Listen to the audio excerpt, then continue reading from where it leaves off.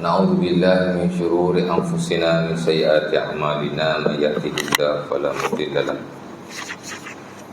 wa may yudlil fala hadiya lahu asyhadu an la ilaha illallah wa la syarika lahu asyhadu anna Muhammadan 'abduhu wa rasuluh.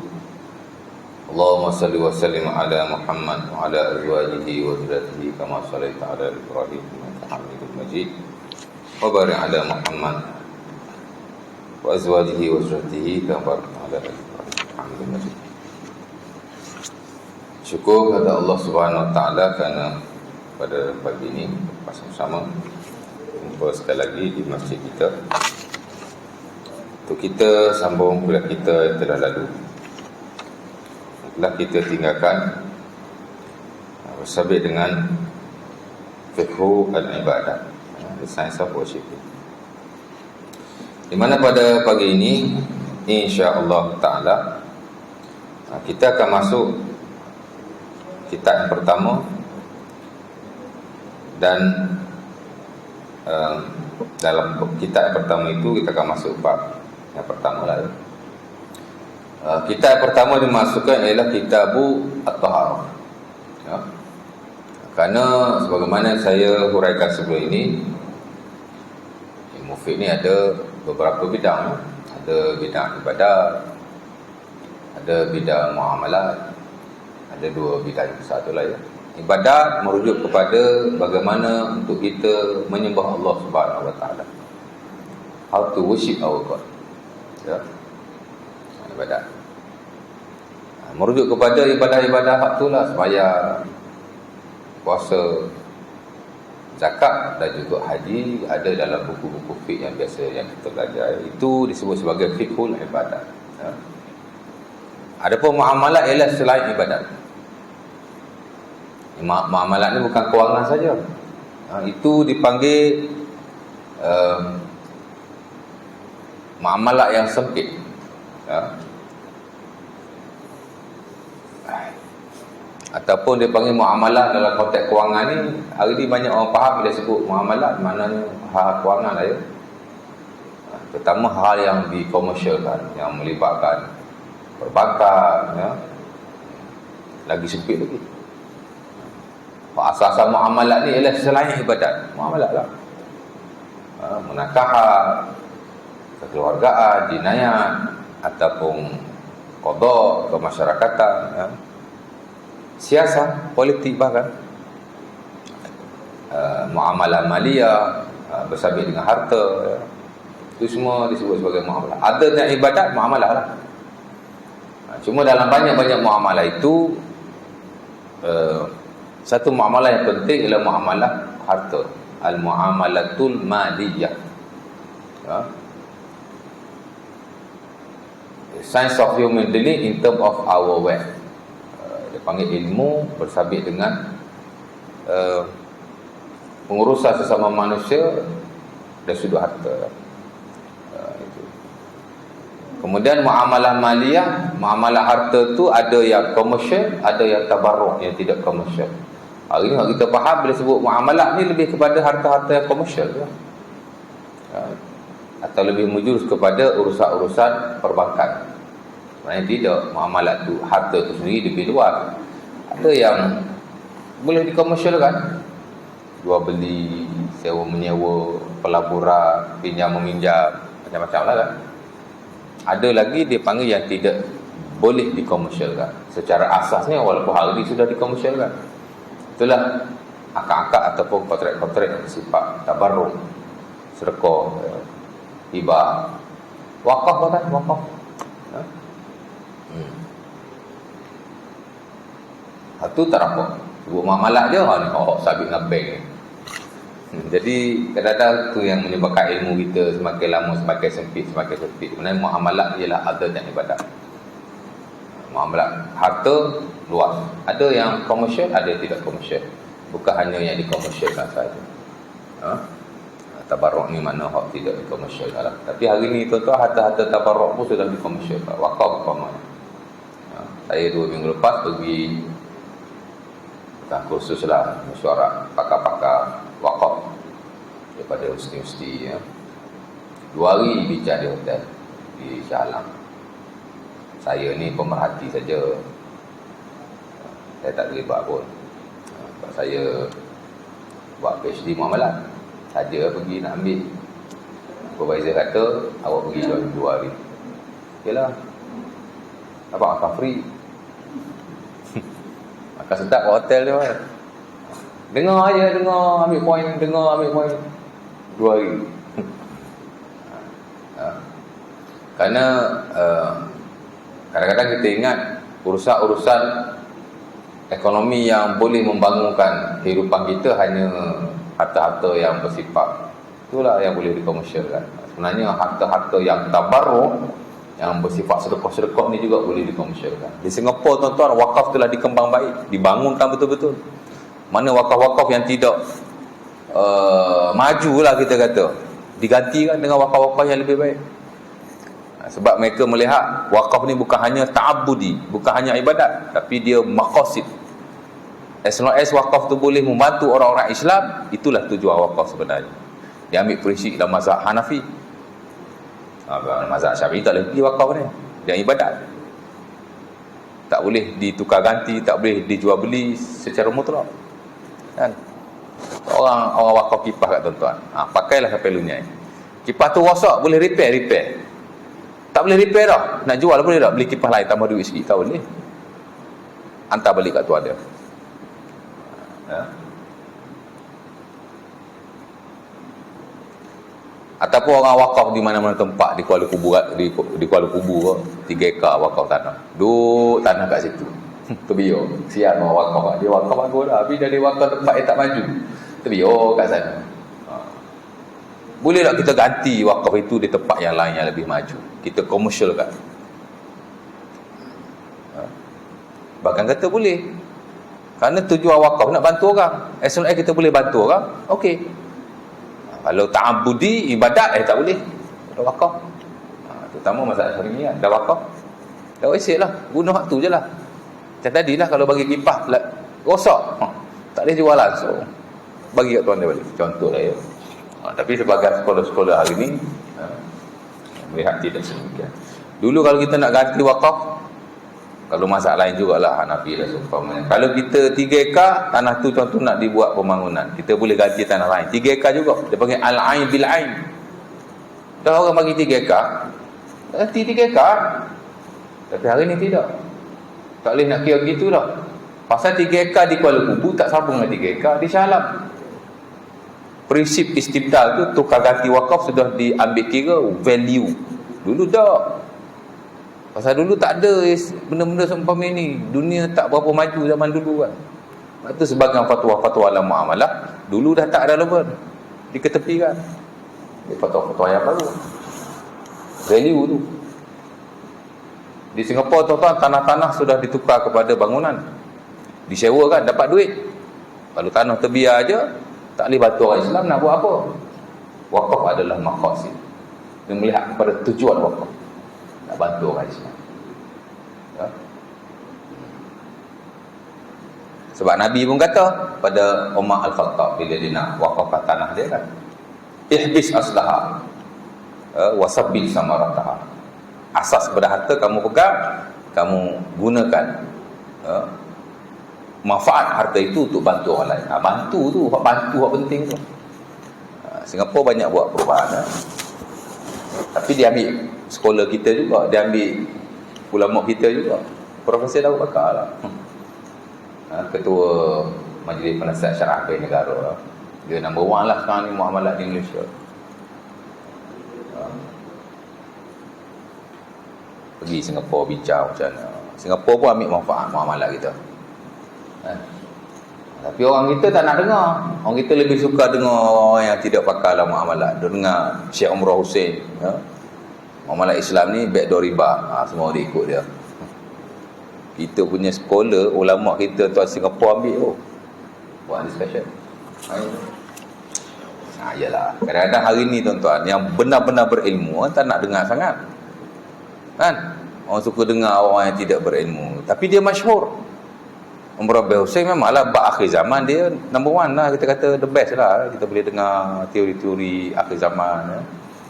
Tapi bab kewangan kita dengar lah daripada pakar-pakar kewangan yang diiktiraf. Laut bakat tu dunia iktiraf tuan, bukan Malaysia saja.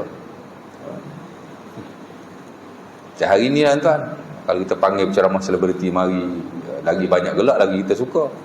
Bayar dah lah ribu-ribu. Betul tak? Mari penuh masjid, nak parking pun susah. Tapi kuliah-kuliah ilmu mana ada orang? Tak ada. Maka pengisiannya apalah sangat pun.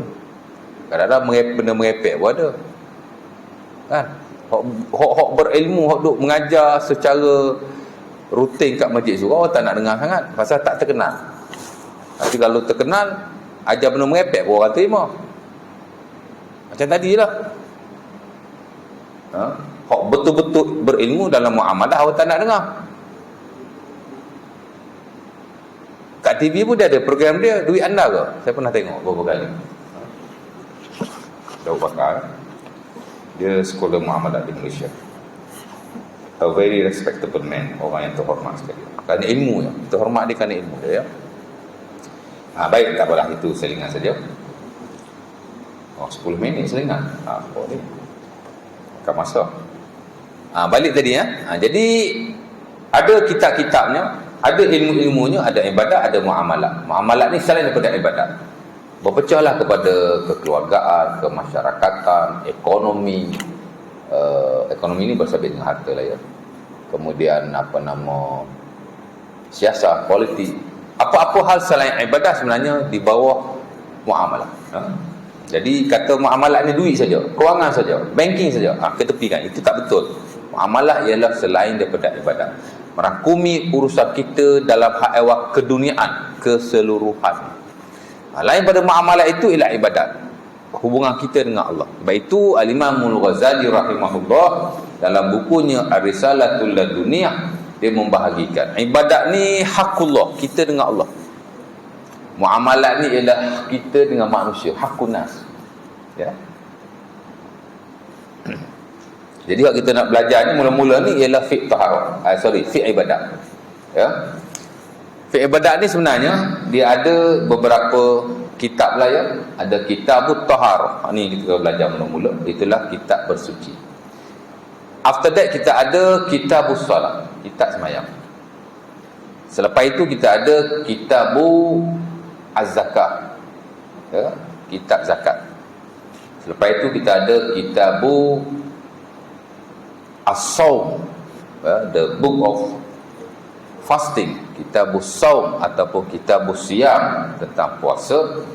Selepas itu kita ada kitabul hajj, itulah the science of pilgrim, bersabit dengan haji ya. Ini disebut sebagai kutubul ibadah, kitab-kitab ibadah.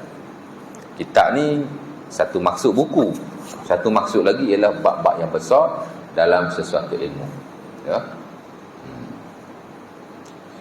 Jadi taharah kita tak panggil bab ya, kita panggil kitab, kitabut taharah.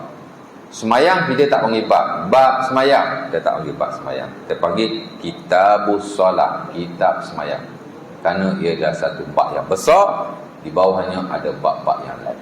Hari ini kita nak masuk bab yang kitab yang pertama, kitab taharah, dipanggil the science of purification.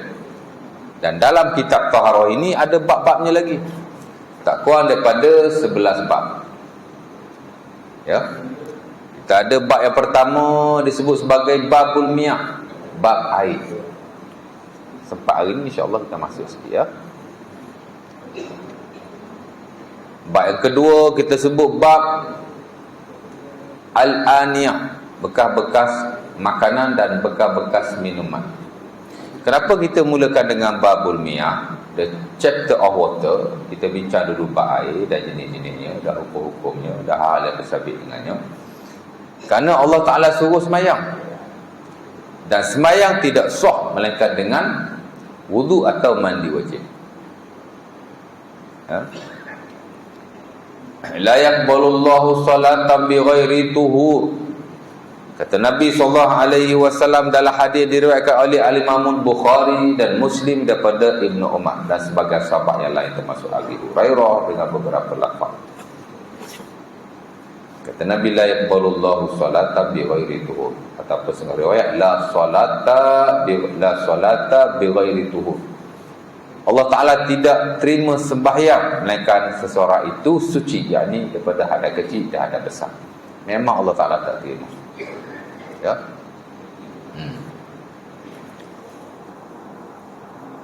Ataupun riwayat yang satu lagi, tidak ada solat melainkan dengan tuhur, yakni suci. Dalam braket, suci daripada hadas besar dan suci daripada hadas kecil. Jadi wajib kita bersuci terlebih dahulu untuk kita menghadapkan diri kepada Allah untuk solat. Mesti suci, mesti bersuci, ya. Dan Allah Ta'ala tidak terima yang tidak bersuci, ya. Sama ada dia sengaja, of course tak terima, ataupun tidak sengaja, tak terima juga. Dia sembahyang subuh tadi, lepas sembahyang Allah bangun-bangun dah azan, lupa nak ambil wudu, contohlah, tak berlaku pun mungkin, ya. Mari sembahyang, atau baru teringat selepas kita menunaikan solat. Tak apa kot, sebab tak sengaja. Ada benda tak sengaja, tak apa. Ada benda tak boleh, ya. La junaha alaikum fima akhta'tum bihi walakin ma ta'ammadat qulubukum. Ini antara ayat terbesar dalam fiqh, surah Al-Ahzab ayat yang kelima. Allah Ta'ala tidak akan menjadikan dosa ke atas kamu jika kamu tersalah. Tidak sengaja, tak sengaja, tak apa. Tapi yang Allah Ta'ala marah, ataupun Allah Ta'ala ambil tindakan, ataupun Allah Ta'ala tulis dosa atau seumpamanya, jika kamu sengaja, kata Allah. Jadi tak sengaja tak apa. Yes, in some circumstances, dalam sebahagian perkara, tidak kesemuanya, ya.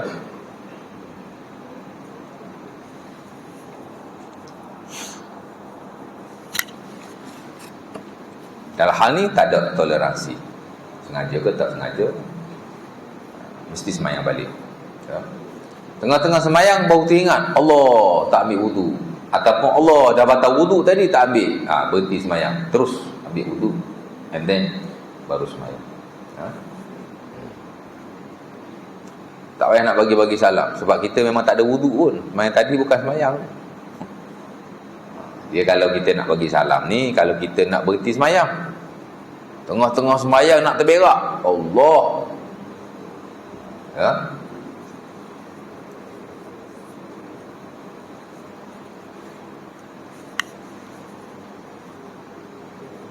Boleh dah bagi salam, Assalamualaikum warahmatullahi wabarakatuh, Assalamualaikum warahmatullahi wabarakatuh, tengah qiyam ke, tengah duduk antara dua sujud ke. Tengah rokok tak boleh lah, saya nak bagi salam tengah rokok. Boleh bagi salam, ya. Sebagian fuqaha mengharuskan ataupun menggalakkan memberi salam kalau kita nak berhenti sembahyang, ya. Dan boleh berhenti dengan macam tu saja pun boleh juga, ya. Boleh dua cara. Tapi kalau dah memang tak ada wudu, nak salam buat apa? Terus berhenti sembahyang. Ataupun kalau kita dah batal tengah sembahyang, kentut, tak payahlah bagi salam, gerak jelah, ya. Macam tadi sama juga. Jadi teringat Allah tak ada wudu, ataupun Allah tadi ambil wudu je, sedangkan malam tadi aku berjunub, tak mandi wajib, berhenti sembahyang terus, ya. Kalau tengah sembahyang lah. Tapi kalau dah habis sembahyang, settlekan dulu, bersuci itu baru sembahyang balik. Wajib sembahyang balik. Tak ada istilah tak sengaja dalam hal bersuci. Memang tak boleh, tak ada toleransi, ya. Allah Ta'ala tak terima. Jadi bila Allah Ta'ala suruh bersuci, nak bersuci dengan apa? Dengan air. Maka mau tidak mahu, bab air mesti didahulukan berbanding bab-bab yang lain. That's why kita dahulukan babul miyah dalam kitab taharah. Asalnya Allah Ta'ala usul sembahyang, tapi dengan sebab kena wudu atau mandi wajib, maka didahulukan taharah. Bahkan Allah Ta'ala suruh kita bersuci daripada najis, kerana suci ni ada tiga: suci daripada hadas kecil, suci daripada hadas besar, dan suci daripada najis. Ketiga-tiga ini adalah syarat sah sembahyang, ya. Nak suci najis pun kena guna air juga. Jadi mau tidak mau, babul miyah adalah bab yang penting, bab air ni, ya. Baik, kemudian kedua kita akan belajar bab al-aniyah, bab bekas-bekas makanan atau minuman. Dipanggil the chapter of utensils. Kenapa? Kerana air tadi mau tidak mau mesti diletakkan dalam bekas. Oh, tengok ilmu Islam tuan-tuan, telah disusun dengan lengkap sekali. One by one, chapter after another, disusun sebegitu rupa. Ya. Sebab itu belajar fiqh ni kena ikut flow dia. Dia kena ikut manhaj dia. Bukan boleh main redah saja. Ya. Sebab itu kita yang belajar takhasus, specialize, tak adalah pakar. Tapi kita belajar fiqh dengan cara yang betul. Kalau kita dengar orang mengajar fiqh ni kadang cacar merbak, ya, sampaikan benda-benda yang mengelirukan, kek kepala.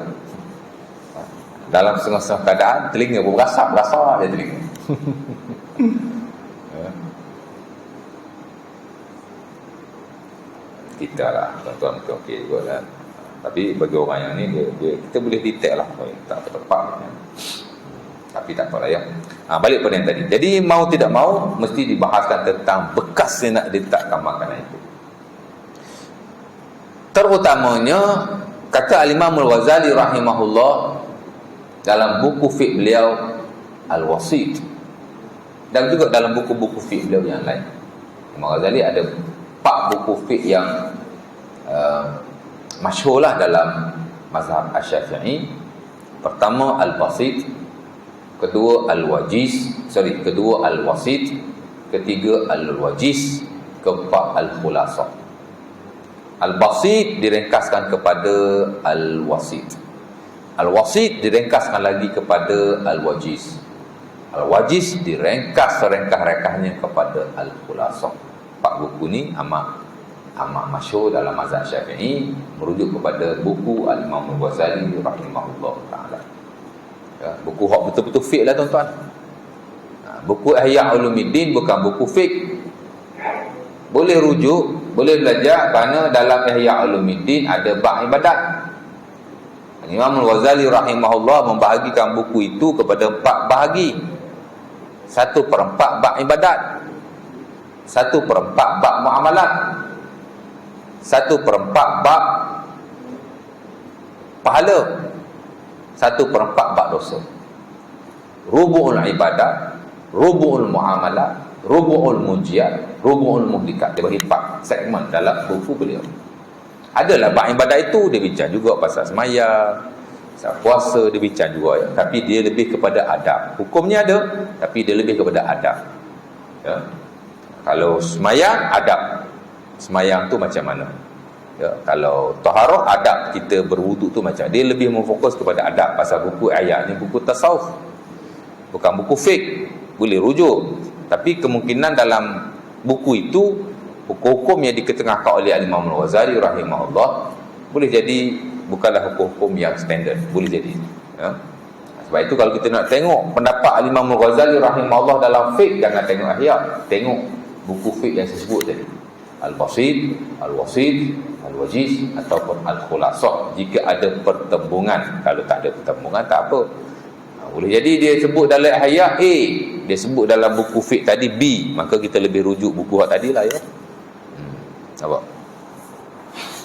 Jadi mau tidak mau kata Imam Al-Ghazali rahimahullah, bekas-bekas makanan dan minuman orang-orang terdahulu dibuat daripada 3 perkara. Pertama, dibuat daripada juludul hayawanat. Ya. Dibuat daripada kulit-kulit haiwan. Dan ni ada? Mungkin. Tapi dulu memang bekas-bekas makanan dan minuman dibuat daripada kulit-kulit haiwan. Dan haiwan boleh jadi haiwan itu disembelih. Okey, dengan cara yang dibenarkan. Boleh jadi haiwan itu haiwan yang tidak disembelih. Ya. Ataupun haiwan-haiwan yang haram lagi najis, dimasukkan air ke dalamnya. How come? Macam mana ni? Kan? Air yang bersih dimasuk ke dalam bekas yang najis. Najis. Ya. Kita ada bekas minuman daripada kulit babi umpama, contohlah ya. Mungkin tak ada, mungkin ada. Masuk air dalam tu. Macam mana? Jadi mau tidak mau mesti dijelaskan tentang bekas-bekas makanan. Ya. Dan sahabat-sahabat Nabi SAW mungkin ketika berada di Mekah atau Madinah okey, tapi bila dia keluar pergi negara yang lain, kadang-kadang dia minum daripada bekas orang-orang kufar, kadang-kadang dia makan daripada pinggan orang-orang kufar. Macam mana? Umpama berlaku kepada Abi Sa'lamah Al-Khushani, dia dihantar keluar oleh Rasulullah SAW. Adalah Sahih Bukhari, adalah Sahih Muslim, adalah Sunan Abi Daud. Dia tanya Nabi, ya Rasulullah, nahnu bi'ardi qaumin hum ahlul kitab, afana'kulu fi aniyatihim. Wahai Nabi SAW, kami ini duduk di negara ahli kitab, boleh tak kami makan dalam bekas-bekas mereka, ataupun kami minum dalam bekas-bekas mereka? Boleh ke tak boleh? Dan dalam setengah riwayat yang lain, dalam Sunan Abi Daud, Abu Sa'labah kata, wahum yashrabunal khamra wa ya'kulunal khinzir. Mereka ni minum arak dan makan babi. Jadi macam mana kami nak makan ni? Boleh tak? Nabi kata, kalau ada bekas yang lain, janganlah kamu makan daripada bekas mereka. Tapi kalau tidak ada, kamu basuh dan kamu makan. La ta'kulu fi aniyatihim illa alla tajidu ghairaha. Jangan kamu makan dalam bekas-bekas mereka, melainkan jika kamu tidak ada pilihan. Faksiluha wa kulu fiha.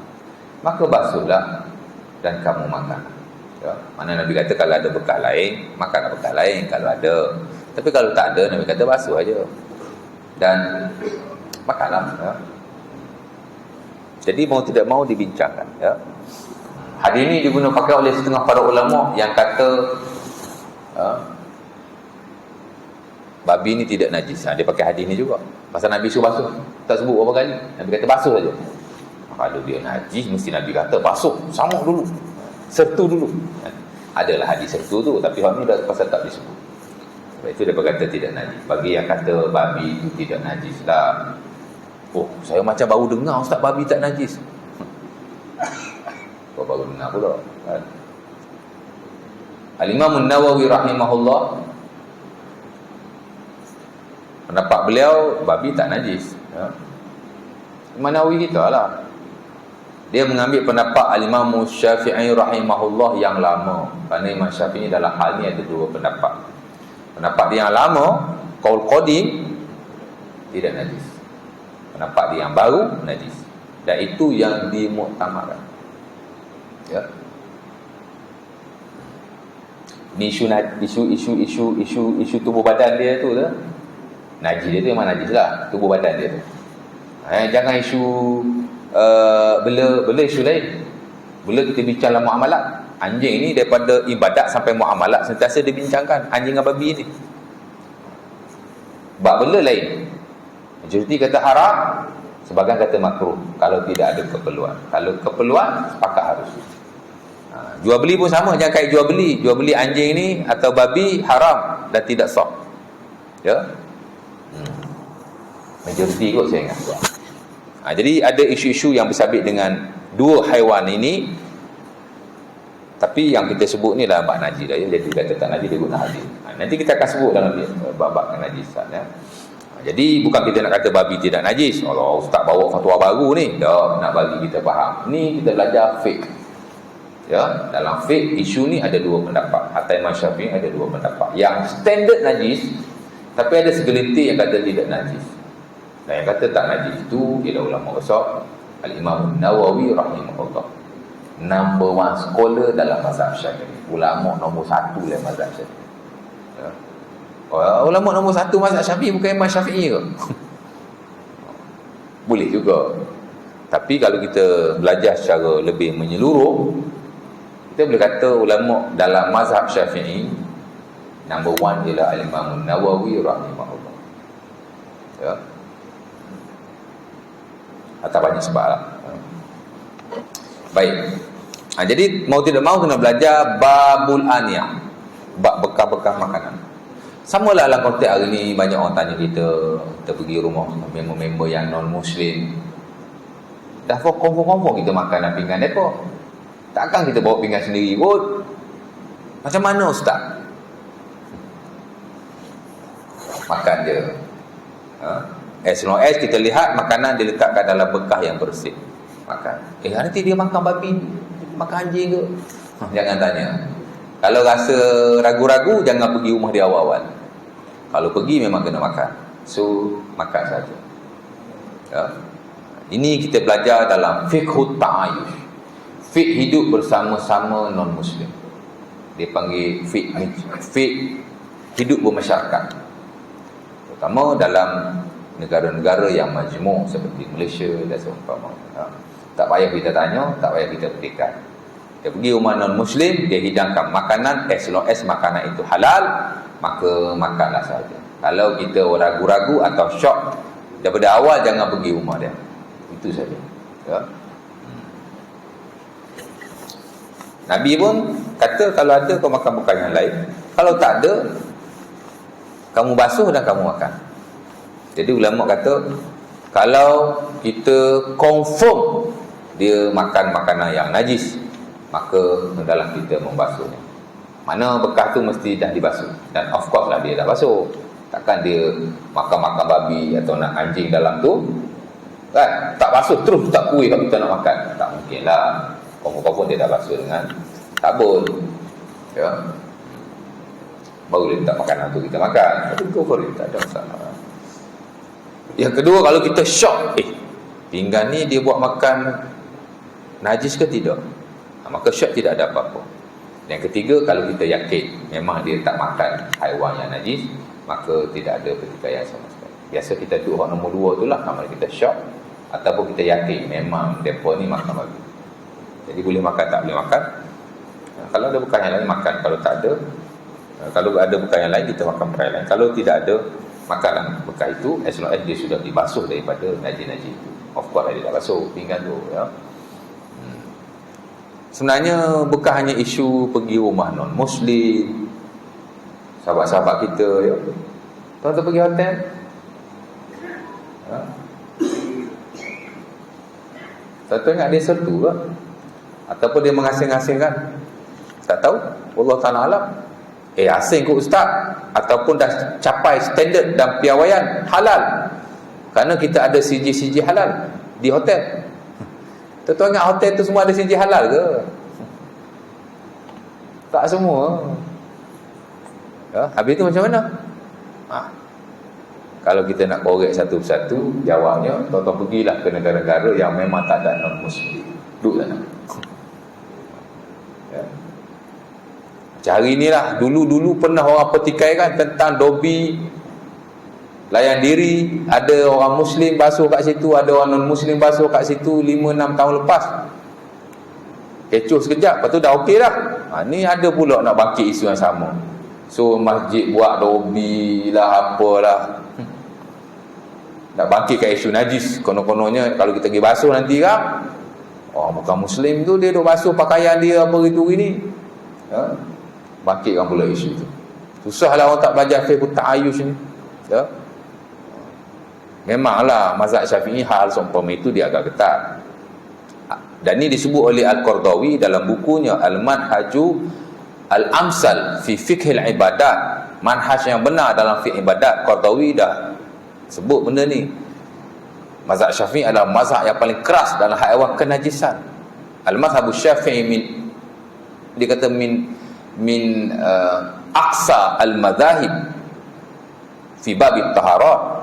Mazhab Syafi'i dalam bab taharah ni dia bab yang antara yang paling keras. Dia pun mengakui, dan dia kritik beberapa pendapat yang tidaklah kuat. Ada mazhab lain yang lebih kuat. Kita akui lah, tapi kena tengoklah konteks-konteks kehidupan kita masyarakat majmuk. Benda sudah difatwakan, tak payahlah, ikut je lah.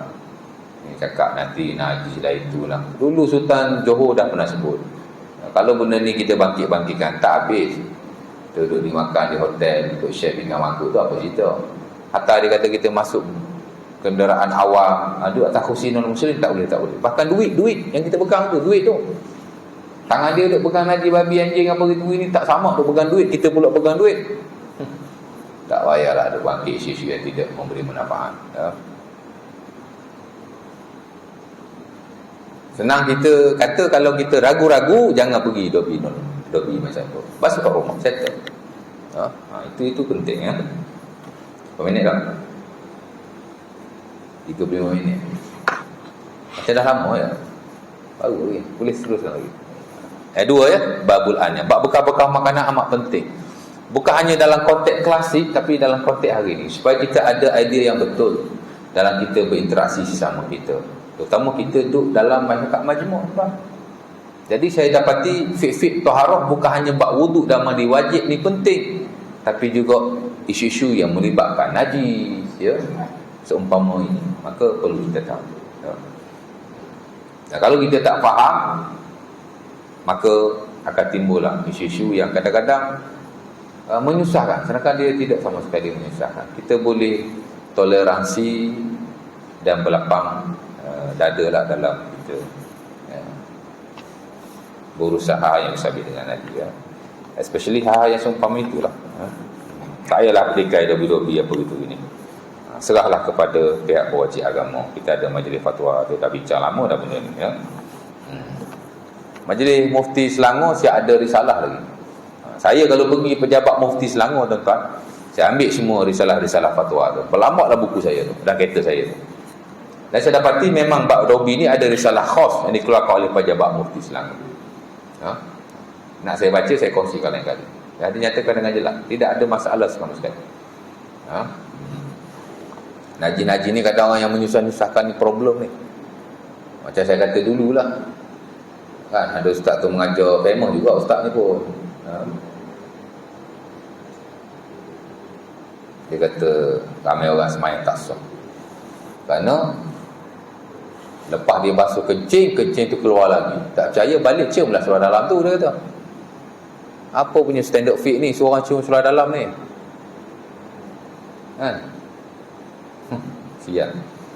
Sian kita lah orang awam ni ya.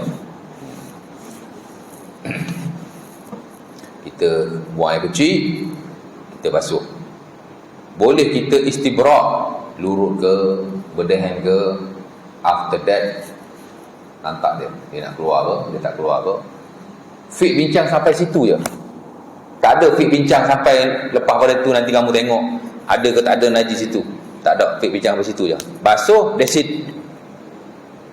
Dan kalau dia keluar atas umpamanya, ia termasuk di kalangan najis-najis yang dimaafkan. Kalau kita dapati ada lah, tapi tak perlu kita sema ya.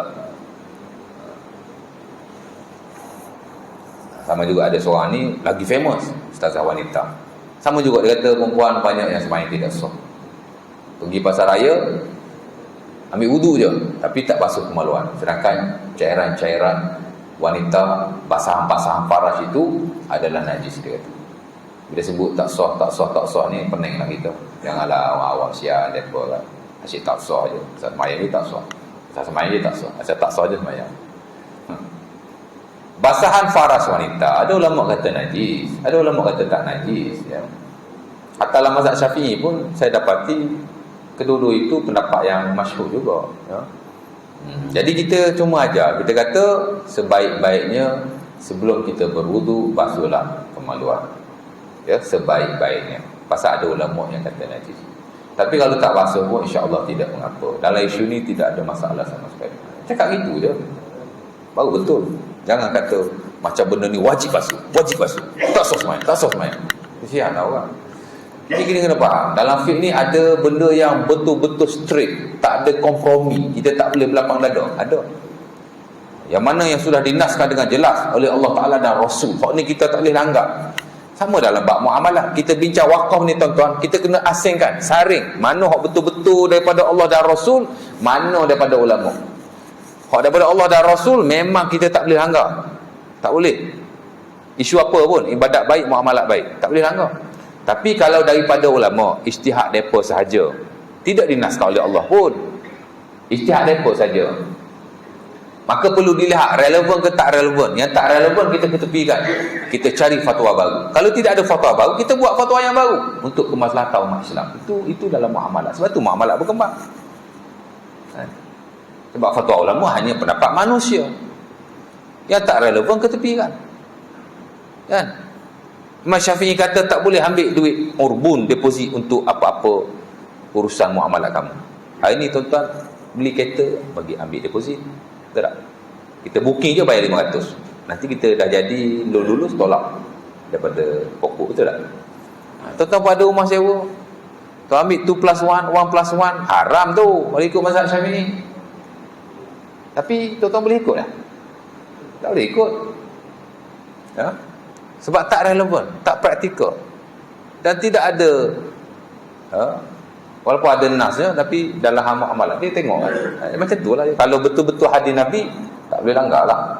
Quran tu tak boleh langgar. Tapi kalau setakat pendapat ulama pun ada banyak pendapat. Ambil lah yang paling bagus, yang paling menepati kemaslahatan hidup pada hari ni. Kita tengok lah.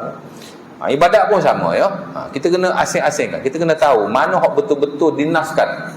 Ni memang kita tak boleh langgar. Ya. Ada hanya pendapat para ulama sahaja. Macam isu basahan farah wanita, tidak ada nas. Saya tanya tuan-tuan, zaman Nabi tak ada wanita ke? Zaman Nabi semua lelaki? Ada wanita. Zaman Rasulullah dulu ada tak perempuan yang mengeluarkan basahan-basahan farah seumpama itu? Ke zaman Loni je wanita keluar farah air dia, basahan-basahan kan? Yalah, biasa orang perempuan ni dia nak keluar ke apa, dia pakai panty liner. Bila dia balik daripada pasar raya tu, dia tengok panty liner ada basah-basah kan. Basah wanita ni benda biasa kat atas wanita, bukan keputihan. Keputihan tu lain, dia keluar banyak. Ini basahan-basahan yang biasa. Farah wanita memang ada mengeluarkan basahan-basahan seumpama itu. Jadi basahan-basahan wanita ni ada zaman sekarang je. Zaman Nabi tak ada. Confirm ada, zaman Nabi ada. Dah ada wanita kan. Benda tu benda biasa kat atas wanita. Jadi zaman Nabi pun ada. Kenapa tidak ada nasnya? Jadi ia hanya pendapat ulama. Mungkinlah ada hadis-hadis yang disandarkan, tapi betul-betul Nabi kata basahan wanita adalah najis. Tidak ada. Rutubatu farjil mar'ah, dia panggil. Rutubatu farjil mar'ah najis. Tak ada. Jadi itu pendapat ulama. Jadi dalam hal seumpama ini kita kena toleran lah. Jangan kita kata najis, wajib basuh. Tak boleh lah. Kita kata ada ulama kata najis, ada ulama kata tak. Itu saja. Jangan kata tak sah semayang, tak sah semayang. Saya kalau kata tak sah semayang, pening jadi pening lalu. Sian orang awam. Yang kotor lah. Nanti dia kotor semayang dia yang balik tu. Wah, aku dah 20 tahun semayang, kotor balik. Nanya tuan. Jangan kita kata tak sah ni sian. Itu bab yang kedua.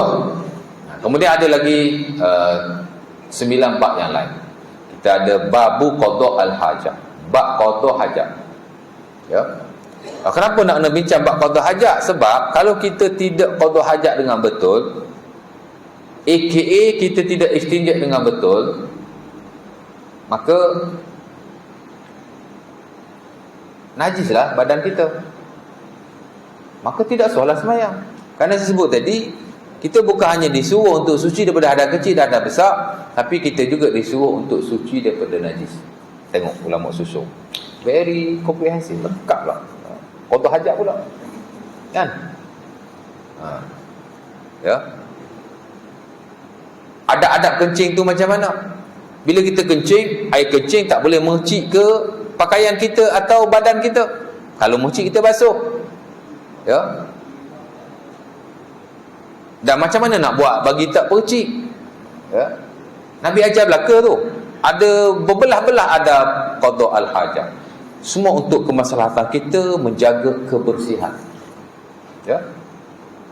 Kerana kalau benda ini tidak dijaga, sembahyang kita tidak sah. Ya. Ada orang cerita, ada seorang tok wali dululah, dia kencing atas batu, batu tu jadi emas. Saya pun komen, saya kata tok wali ni tak ngajar fiqh lah. Dia yang kata tok wali. Saya tak percaya tok wali ni punya jahil tok wali. Pasal apa dia pergi pancuk atas batu tu? Kan? Nampak sangat tak pula? Dia cerita-cerita ni tuan-tuan, banyak yang tak betul dengan fiqh. Saya mengajar banyak, saya kait cerita-cerita. Dia nak kait dengan wali lah, dia nak kait dengan mimpi Nabi lah. Ni yang selebriti lah ni. Cerita tu kalau dengan fiqh, pangkah macam tu lah. Pangkah. Tak betul langsung. Kalau dengan fiqh lah. Macam ni lah. Dia kata ada tok wali kencing atas batu, batu jadi emas. Jadi kita question balik, pasal apa tok wali tu pergi berak, pergi kencing atas batu? Nampak sangat tak belajar fiqh, tak tahu sunnah Nabi. Ni bukan wali ni mungkin kuali kot. Kan? Nabi ajar kalau kamu kencinglah di tempat yang lembut, tanah-tanah yang lembut. Idza bala ahadukum falyartab li bauli. Hadis Abu Hurairah yang diriwayatkan oleh Sunan Abi Daud, dan dia belajar apa kata hajat nanti digalakkan, disunahkan kita kencing di tempat-tempat yang tidak mercik. Kencing atas batu makruh, kerana bila kita kencing dia akan mercik kepada kita. Tak belajar fiqh lah. Saya ingat cerita ni direka-reka lah. Tapi bila kita kata begitu, dia kata kita memburukkan wali pula. Mana kita bukan nak memburukkan sesiapa, tapi cerita tak betul. Adab qada hajat. Takkan wali tak tahu fiqh kot? Wali mesti tahu ilmu, mesti tahu sunnah Nabi, ya. Cerita ni banyak dia ada-adakan. Banyak dia ada-adakan. Dulu saya kritik pasal makan apple. Benda yang saya kritik lebih kurang je dengan Dr. Asri kritik. Sama, cerita tak betul tu. Ada orang nak cerita mimpi jumpa Nabi, ya, ni seorang selebriti Islam. Tapi tak boleh sebut nama dia sama saya nanti kan. Ada orang tegur dia sama kawan tu. Dia salah tak mengaku, dia pergi sama kawan tu, risau juga kita kan. Tapi tak apalah, itu hal dia, kita jangan campur. Masing-masing ada benda yang masing-masing. Tapi dia cerita ada orang tu, dia tak mampu nak bayar hutang. Qadi nak penjarakan dia. Akhirnya dia mimpi jumpa Nabi. Saya question balik, qadi mana yang bodoh sangat tu? Nak penjarakan orang yang tak mampu bayar hutang. Dan katalah disepakati oleh para ulama, orang yang tidak mampu membayar hutangnya tak boleh dipenjarakan. Saya pun pening. Kita belajar fiqh lain, yang dia ajar ni lain. Dia nak cerita bab jumpa Nabi tu. Jadi bab cerita jumpa Nabi, bab cerita wali, ada banyak dia reka-reka. Dengan ilmu Islam ni tak berapa ngam lah. Jadi dia kencing atas batu. Apa kencing atas batu? Tak beradab punya. Jadi qada hajat ni penting, ya. Kemudian kita ada bab khisalul fitrah, dia panggil babus siwak. Bab siwak membersihkan gigi, dan khisalul fitrah, dan fitrah-fitrah yang lain, simpan janggut, potong misai, ya, potong kuku. Itu dibicarakan dalam bab yang keempat yang kita akan kongsikan nanti, ya. Bab siwak pun sama juga. Baru-baru ni ada seorang dia bagi tazkirah di surau kami lah, ya. Saya masa tu ada sembahyang asar bersama-sama. Baguslah dia mengajak kepada sunnah Rasulullah SAW. Siapa-siapa yang ajar sunnah Nabi, tidak syak lagi, kita mesti support, kita mesti sokong, ya. Dan itu yang kita tegaskan di mana-mana. Daripada kita mengajar benda merepek-repek, cerita, kongsi cerita yang tidak benar atau belum tentu asasnya sahih ke tidak sahih, bahkan nak kaitkan golongan tu bahaya, golongan ni bahaya, bagi saya tidak perlu sama sekali. Sekarang ni kita kena ajar Al-Quran dan sunnah Rasulullah SAW kepada masyarakat. Saya ajar benda basic-basic, ada lagi orang tidak tahu. Baru-baru ni ada orang tanya saya, Ustaz, dalam Islam ni ada sunat wudu, Ustaz? Tak tahu sunat wudu tu ada tidak. Masya Allah, padahal tu benda yang paling basic. Nampak di peta-peta awam ni pun kita kurang belajar ilmu-ilmu Islam, fiqh terutamanya, sunnah. Dia belajar fiqh, belajar sunnah. Belajar sunnah ni bukan belajar hadis saja, belajar fiqh juga. Tapi kena ikut flow dan cara yang betul lah. Banyak benda kita boleh kongsikan. Tiba-tiba duk ajar benda merepek, duk cerita benda merepek, duk kongsi benda yang tak berapa penting. Masya Allah, ya. Itu masjid bayar mahal pula tu. Tentu lah ada derma panggil penceramah yang terkenal, bayar beribu-ribu. Saya pun pernah panggil juga. Saya pernah panggil seorang penceramah selebriti, ya. Mengajar 1 jam je 3,000. Tuan-tuan ingat saya mengajar masjid ke? Saya sebelum ni pengurusi surau 2 Penggal. Saya timbalan nazir masjid. Masjid besar Sungai Buloh tu saya lah timbalan nazirnya dulu. Sampai bergaduh-gaduh dengan nazir. Alih-alih jais TO sampai sekarang. Apa dah muka? Ya? Saya nak betulkan isu kewangan. Kewangan banyak sangat hengki-pengki, tak jelas, banyak. Jadi kita tegur, tak diterima. Tegur, tak diterima. Akhirnya orang Bandar Baru Sungai Buloh sendiri buat laporan. Buat laporan polis, buat laporan SPRN, buat laporan ke JAIS. Akhirnya JAIS oleh ambil alih pada muka. Masjid kita diambil alih oleh JAIS. Sampai hari ini. Orang tanya juga, bila Ustaz nak ambil balik masjid tu? Dah lama dah JAIS pegang ni. Tak payah ambil balik lah, bagilah JAIS pegang sampai bila tu. Ya tak? Dulu duk bergaduh aja, orang tegur tak nak dengar. Saya, tuan-tuan, I am very sorry to say, saya buat kewangan very strict. Bukan sekarang, dulu. Sebab saya dulu saya bendahari dan serta PLG. Saya asalnya SU. Tapi bila bendahari tak boleh buat kerja, saya take over bendahari. Saya disuruh saya pun, bendahari tak boleh buat kerja. Bukan saya pecat, saya ganti orang lain lah. Duit penting ya, jangan kita ambil ringan. Jadi penting juga tadi kita kata bab apa tadi? Bab siwak. Ada seorang hamba Allah ni dia bagi tazkirah ajar sunnah, saya sokong. Memang saya sokong. Saya akan duduk sama-sama, saya dengar. Tapi bila tang disebut tentang siwak, dia kata kita kena bawa kayu siwak pergi mana-mana. Inilah sunnah Rasulullah. Beruh gigi yang kita guna tu tidak sunnah, dia kata. Tak apalah, saya dengar. Okey. Bila habis, saya jumpa ustaz tu. Dia bukan ustaz pun. Tak orang tabligh ni cerita dia. Tapi dia banyak bagi tausiah kan. Saya pun jumpa dia, saya kata saya nak tanya juga. Galak kau orang pakai kayu sugi, baguslah ya. Bagus. Tapi yang kata tadi gosok gigi pakai beruh gigi tak sunnah tu, saya rasa macam tak apa tepat lah. Sebab saya belajar dalam mana-mana buku fiqh yang contemporary lah ya. Kita gosok gigi, pakai berus gigi, pakai ubat gigi, pakai apa-apa lah ya, dia sudah termasuk dalam sunnah siwak ya. Kita boleh kata sepakatlah ulama hari ni memang itu siwak ya. Kerana dimasukkan dalam siwak ialah membersihkan mulut. As long as mulut kita bersih, that's it. Atau ulama dulu Imam Nawawi dalam bukunya Raudatul Talibin pun menyatakan kalau kita tak ada kayu siwak untuk kita gosok gigi, memadai dengan jari kita. Hafalalahu ba'du sunnah. As long as mulut kita dibersihkan. Kerana siwak ni dia maqasid, dia bukan sekadar ibadat, tapi maqasid, dia ada tujuan dia nak bersihkan mulut. Alhamdulillah lah dia menerima ya. Kalau tak terima, panjang lagi lah discussion. Bila dia terima, dia kata okey. Jadi saya kata kenapa betulkan benda tu ya. Jadi keempat bab siwak dan kisolul fitrah ya. Kita bincanglah sikit bab janggut, bab misal ya. Ada orang kata janggut ni kalau potong haram. Jadi kita kena beri penjelasan juga ya. Sian ni orang tak simpan janggut ya. Memang kita menggalakkan janggut disimpan ya. Tapi hal ini tidak disepakati, dan benda-benda yang tidak confirm 100% haram, kita tak boleh memaksanya ke atas sesiapa. Itu kita nak kena faham prinsip itu ya. Kita faham, kita sokong dan kita nak tegakkan sunnah Rasulullah SAW. Tapi kita nak kena lihat beberapa isu yang kadang-kadang perlu kita inilah ya.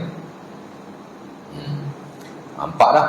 Kemudian ada 7 bab yang lain. Kita bincang bab wudu, lepas tu kita bincang bab al-mas'u 'alal khuffain. Bab sapu di atas token, sapu di atas khuf. Ini satu bab yang menarik sekali. Ya. Yang kita tidak mengamalkannya. Kita asal wudu je basuh kaki, asal wudu je basuh kaki. Tadi tak pernah sapu atas token, tak pernah sapu atas kasut ya. Mazhab Syafi'i rahimahullah, mazhab kita lah ya. Kita boleh katalah mazhab kita, walaupun kita ni dah cacat merbah dah rojak dah. Tapi tak apalah. Nanti kalau kita kata bukan mazhab Syafi'i, malah pula. Kita mazhab Syafi'i lah ya. Dia kasut atau stokin dia mesti daripada kulit. Mungkin sebab tu kot tuan-tuan tak sapu atas kasut, tak sapu atas stokin, sebab kasut mesti daripada kulit dia. Tapi sebagai ulama yang lain, dan itu yang dipilih oleh Dr. Yusuf Al-Qaradawi rahimahullah, dan saya kira ulama-ulama contemporary, boleh saja sapu di atas apa-apa balutan yang kita pakai. Sama ada daripada kulit, sama ada daripada benang, sama ada daripada kapas atau apa sahaja. Kerana sapu di atas khuf ini bukan sekadar ibadah, tapi dia maqasid, tujuan dia. Ada tujuan. Tujuan dia apa? Meringankan. Ya. Sebab tu ulama-ulama contemporary hari ni boleh sapu saja di atas khuf, tidak ada masalah. Tapi ada syarat-syaratnya lah kena belajar. Ya. Ya. Saya nak pergi sekolah tuan-tuan, saya berwudu lah, sebab ada wudu lah, sebab kita sembahyang subuh kan. Lepas tu saya pakai kasut. Bila sampai di sekolah, saya nak sembahyang sunat duha, saya nak sembahyang sunat apa-apa saja pagi tu, Kalau saya tidak ada wudu, saya akan wudu macam biasa. Tang kaki saya sapu atas tokeng saja. Allahu Akbar. Orang lain pasal apa tak semayang duha? Pasal tak nak ambil wudu lah. Pasal nak buka kasut, basuh kaki, leceh. Ada amalan yang memudahkan. Sebab itu disyariatkan sedemikian. Zam atas tokeng. Allahu Akbar. Hang tak ikut mazhab Syafi'i ni. Memang saya tak ikut mazhab Syafi'i dalam hal ini. Saya ikut Qardawi. Allahu Akbar. Jadi boleh sembahyang anytime, anywhere. Sebab itu disyariatkan benda itu. Ya. Hatta kata Ibnu Umar dan sahabat yang lain termasuk Sauban, mereka hanya menyapu di atas apa pembalutan yang mereka pakai. Hatta wudu bahkan, hatta kopiah sah. Ya. Ada benda-benda yang diringankan dalam Islam untuk nak memudahkan kita beramal kepada Allah. Saya tak ada halangan nak sembahyang every morning, kerana saya mudah nak ambil wudu. Tapi orang lain ni tak sembahyang pasal itulah. Itu sebab dia ringkaskan. Bukan susah mana pun nak cabut kasut basuh kaki. Tak susah tapi leceh. Tapi kalau boleh sapu atas tokeng kan, jadi naik. Cuma kalau kita tak beramal, kita rasa macam tak yakin. Itu saja, ya. Macam Qardawi lah tuan-tuan. Ni last ya. Pasal nak sejam lah. Saya 2 jam tak apa. Saya mengajar universiti 6 jam non-stop. 6 jam non-stop. Daripada pukul 8 pagi sampai pukul 2 petang. Berhenti main zuhur sekejap. Saya tak ada hal. Cakap 6 jam direct. Tak apa. Duduk atas kursi pula tu. Betul tak? Macam Qardawi lah tuan-tuan. Dalam bukunya Al-Manhaj Al-Amsal fi Fiqh Al-Ibadah, dia kritik beberapa pendapat yang memberatkan umat. Sedangkan dalam isu ini khilaf. Tak ada pendapat yang lebih ringan dan hujahnya lebih kuat. Dia mazhab Syafi'i tuan-tuan, tapi dia mengkritik banyak pendapat-pendapat dalam mazhab Syafi'i. Qardawi bukan Ustaz Hasan. Ya. Antara yang dia kritik bab najis, pasal mazhab Syafi'i agak keras dalam bab najis. Akan boleh ada toleransi sikit sebenarnya. Ya. Bab menyentuh wanita yang bukan mahram, membatalkan wudu. Kalau mazhab Syafi'i, jangan kata sentuh isteri tak batal loh. Wahabi tu boy. Bukan ahli sunnah tu boy. Bahkan ada yang saya pergi di kursus, dia kata sesat. Dulu-dulu kita tak pernah dengar sentuh isteri tak batal. Hari ni kita dah dengar. Jangan dengar ni ajar-ajar sesat ni. Masya Allah. Apa saya buat? Saya tak tegur ustaz tu. Saya keluar terus. Tinggalkan kursus. Suka-suka cakap orang sesat ya. Antara yang Qardawi tegur juga bab tu lah ya.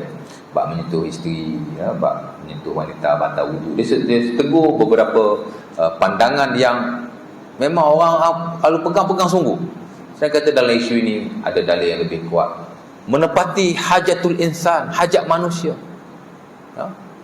Zaman Nabi ada wanita, ada. Nabi ada isteri, ada. Dia kan, pasal apa Nabi tak sebut benda ni? Pasal apa Nabi tak sebut benda ni? Ya. Sebab tu kalau kita dapat baca buku-buku Qardawi, best. Sebab tu dulu saya dah bersama beliau tahun 1997 di Pusat Islam. Kita ada kursus 1 hari tentang Islamic financing, Islamic, tentang kewangan Islam. Masa tu Dr. Mahathir lah panggil dia pergi ke Pusat Islam beberapa hari. Tapi saya bersama dia 1 hari saja. Ya. Masa tu pun dia dah tua dah, jalan pakai tongkat. Uzur lah nampak lah. Tapi hari ni masih hidup lagi, masih kuat lagi. Alhamdulillah. Umur pun dah 90 lah. Dia banyak idea-idea yang baru. Ulama kontemporari ni saya suka 2. Satu Qardawi, kerana dia banyak berbagi pendapat-pendapat yang selari dengan kehidupan moden. Dalam hal awak ibadat baik, muamalah baik. Yang kedua, of course lah, Muhammad Saleh Al-Utsaimin, ulama Saudi yang besar. Kerana saya lihat buku fiqh dia karang amat baik. Tapi kita kalau sebut Qardawi, okey. Sedangkan saya lihat Qardawi banyak tegur mazhab Syafi'i, banyak tegur benda-benda yang kadang-kadang tapi dia tak ada isu sangat. Tapi kalau ulama Saudi macam Saleh Al-Utsaimin, macam Ibn Baz, kalau benda simple pun orang ni juga ya. Sebab kita dah ada sentimen. Kalau Saudi je Wahabi, Saudi je Wahabi, kita dah ada sentimen macam tu. Sedangkan kalau nak ikutkan kritikan saya lihat Qardawi lebih banyak mengkritik. InsyaAllah ta'ala. Jadi kita belajar bab usul fitrah, bab wudu, bab al-mashu ala khuffain. Kemudian kita belajar bab perkara yang membatalkan wudu. Kita akan belajar bab mandi wajib. Mandi wajib ada 10 tata cara sunnah Rasulullah SAW. Walaupun kita tak selalu buatlah sekali-sekala tuan. Mandi wajib cara sunnah, buatlah sekali-sekala walaupun tidak selalu ya. Kemudian kita akan belajar tentang bab najis. Dia panggil babun najasah. Ujung sekali kita akan belajar bab haid, nifas dan istihadah. Bab istihadah pun nak kena tahu, kerana kebiasaan wanita dia akan mengalami istihadah. Mengikut pembacaan saya, 10 orang wanita akan salah seorang daripadanya akan mengalami istihadah sekurang-kurang sekali seumur hidup. Ya. Dan pengalaman saya sendiri, isteri saya pernah istihadah 6 bulan lama. 6 bulan lama. Ya. Dan adik saya pun pernah istihadah. Jadi betul lah statistik itu, wallahu ta'ala alam. Jadi saya rasa tuan-tuan pun isteri pernah mengalami istihadah. Jadi macam mana nak buat? Ada orang tuan-tuan bila keluar darah dia tak semayang. Pasal dia tidak tahu. Dia ingat keluar darah tak semayang. Suami pun jenis okey. Bini 6 bulan tak semayang kerana keluar darah istihadah. Padahal darah itu bukan najis. Wajib solat. Dan suami boleh menyetubuhi isterinya. Ya. Kerana istihadah ni dia bukan darah haid ya. Darah haid saja yang tak boleh. Ada orang masa isi istihadah dia tak nak menyetubuhinya, tapi masa haid dia setubuh pula. Imam Syafi'i kalau dulu siapa-siapa yang menyetubuhi isteri sedangkan dia haid, kalau di awal atau pertengahan haid, dia kena kafarah 1 dinar. 1 dinar hari ni 280, hari ni 1 dinar 280 kali 4 RM1,000. Kalau di pertengahan atau di awal haid, tuan-tuan jima isteri wajib bayar kafarah 1 dinar. 1 dinar bersamaan dengan 4 gram emas. 4 gram emas kali dengan 280 sekarang ni. Ke 260, saya tak tahu lah, lebih kurang kot. Lama tak beli emas. Jadi lebih kurang 1,200 macam tu. Kalau dia bersama isterinya di hujung haid, haid nak habis dah, tak habis lagi, ada coklat-coklat macam tu kan, sikit-sikit lah, maka dia wajib kafarah separuh dinar, yakni 2 gram. 250 kali 2 atau 280, tengoklah ya emas yang terkini berapa, kali 2, jadi lebih kurang RM500 ya, kena kafarah. Itu pendapat Imam Syafi'i yang lama lah ya. Pendapat yang baru dia kata tidak perlu kafarah, cuma istighfar, minta taubat kepada Allah, kerana takut-takut ia termasuk dalam dosa besar. Memang termasuk dalam dosa besar pun menyetubuhi isteri ketika haid, kerana Islam larang, dalam Quran dilarang, dalam hadis Nabi pun larang ya. Tapi sebagian ulama dia pilih fatwa yang lama ya, wajib kafarah, jadi kena elakkan. Jadi haid tak boleh, istihadah tak apa ya. Jadi itu pun kena tahu. Itu yang ujung lah. Jadi campur daripada bab air sampai bab istihadah, kita ada 11 bab. Yang saya kira kalau kita belajar ke 11 bab ini, insya-Allah taala kita belajar hukum-hukum yang disepakati, hukum tidak disepakati, hatalah mazhab Syafi'i, yang mana yang standard, yang mana yang tidak standard, yang mana yang kita tidak boleh bertoleransi, yang mana kita boleh bertoleransi. Kita belajar dengan Al-Quran dan juga dengan hadis-hadis Nabi SAW. Mudah-mudahan kita akan nampak dan fahamlah tentang idea-idea yang penting dalam bab ini. Jadi tak timbul lagi kekeliruan seumpama itu. Tak timbul lagi tak sah solat kalau tak basuh kemaluan. Tak timbul lagi tak sah solat kalau cium seluar dalam. Seluar dalam cium. Tak timbul lagi isu dobi-dobi ya, campur non-muslim-muslim ya. Dan sekiranya itulah yang paling penting. Ilmu ni tak banyak tak apa. Ya. Ya. Kecil berdiri pun sama juga. Dulu ada ustaz selebriti, dia kata kecil berdiri ini diazab oleh Allah. Ada seorang sahabat Nabi nama Sa'ad bin Mu'az, dia kecil berdiri, akhirnya dihimpit oleh kubur. Seumpama dia diazab oleh Allah Subhanahu Wa Taala. Dia buat lagu tu lagi tu. Jadi kita dengar dia cerita macam real lah. Kecil berdiri tak boleh, haram.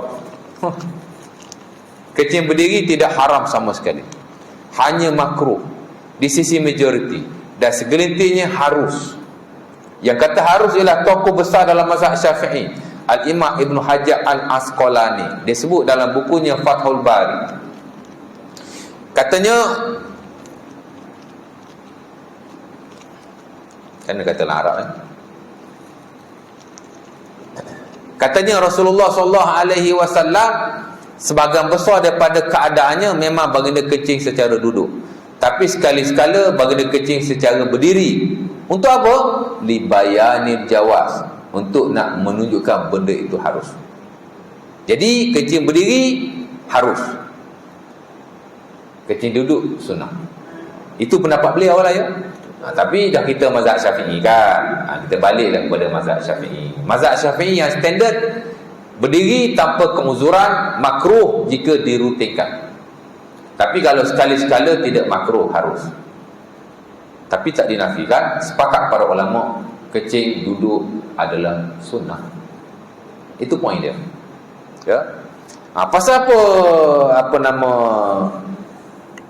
ya, berdiri ni jadi makruh? Kerana memang ada hadis Nabi SAW yang Nabi larang kencing berdiri.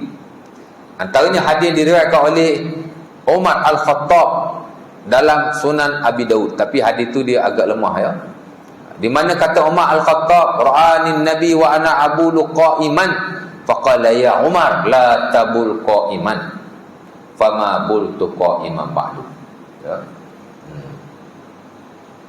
Saya ingat yang keluar pendapat yang kata diazab kerana kencing berdiri, mungkin dia baca satu buku dan saya confirm dia tidak mendalami ilmu fiqh.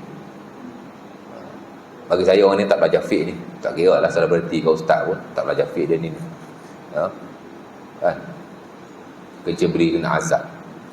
Hadis tu ada, tapi hadis tu hadis yang palsu ataupun terlalu dhaif. Ni disebut oleh Imam Suyuti rahimahullah dalam buku dia Al-Jami' As-Shaghir, tak silap saya. Tapi ada lah benda ni, famous lah cerita ni.